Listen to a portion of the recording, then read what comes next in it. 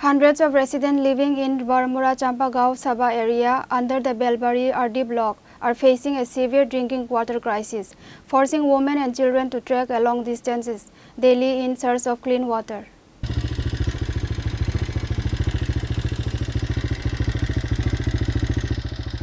What an table.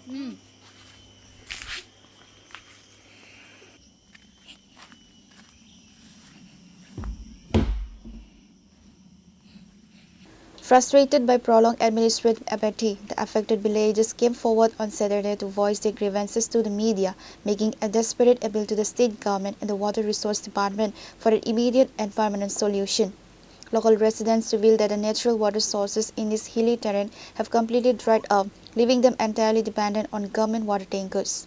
However, the supply management system managed by the Belbari block administration has completely collapsed. The villagers allege that while the block is scheduled to send water tankers to the locality, the service remains highly erratic. যে আপনাদের যে এলাকাতে জলে কোনো সুবিধা রয়েছে?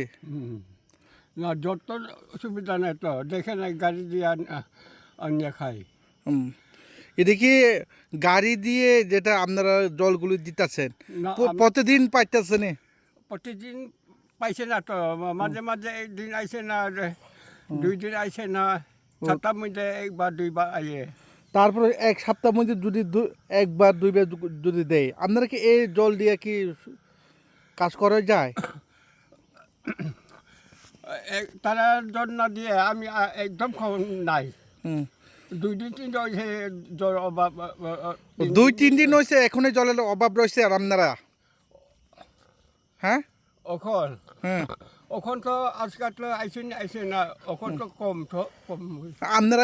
This irregular supply has triggered a severe shortage, forcing families to ration their water usage or collect contaminated water from distant streams for their daily household chores. Pure report, Chini Khorang.